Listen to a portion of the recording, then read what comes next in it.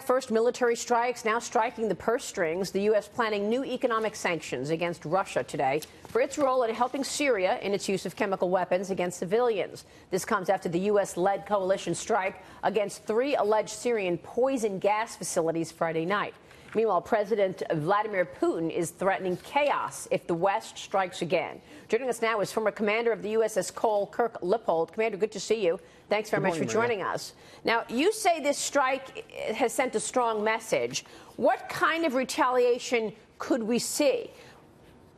Well, the biggest thing you might see from Russia is they could apply pressure in other areas. For example, while they may not do anything directly with Syria, they are in eastern Ukraine and the Crimea. They could bolster the forces there.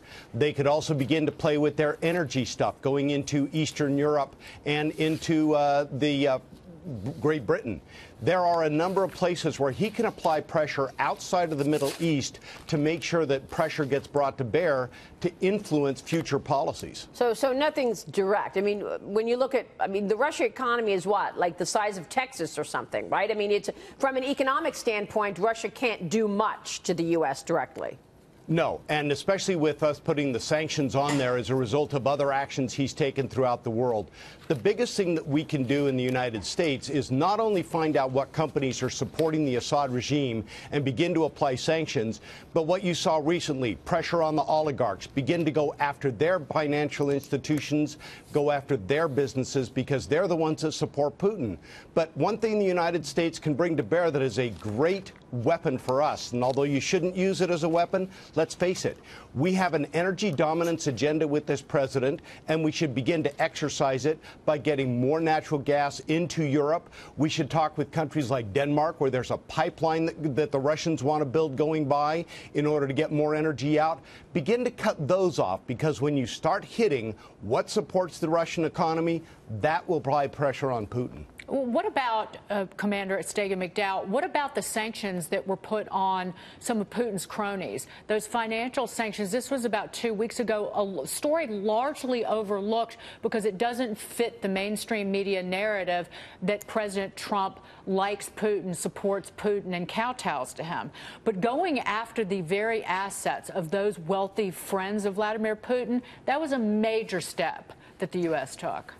Dagan, you're exactly right. Putting pressure on the people and the institutions that support Putin and keep him in power are what are going to apply the kind of pressure that the United States and the international community needs to bring him to bear.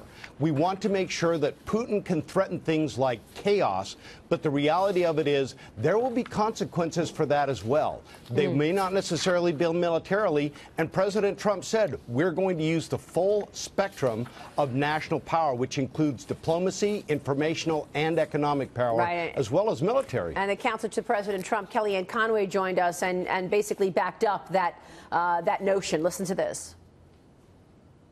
The president makes his own decisions, but of course he is persuaded in part by the fact that our allies agreed with the president and he with them that this was the right time to strike. And it shows the leadership and the alliance of these 3 countries. The president doesn't want to go it alone, and the president doesn't want the U.S. to just sit back. And Mitch, it was important that the president did have that support from Britain and France. Yeah, no question about it. And there's been stories in the news, true or not, about his relationship with those 2 prime ministers and the fact that he's collaborating around something where we have a common enemy. That's a good thing for us. Yeah. Well, and Mitch, it's a great point there, because when you look at it, in a post-Iraq intelligence world, the fact that we had 2 very important allies in the United Kingdom and France clearly indicates the intelligence was there to justify taking out these facilities, because that bar has been raised to an incredibly high level. Commander, it's good to have you on the program this morning. Thanks so much. Thank you, Maria. Commander Kirk Lippold joining us there.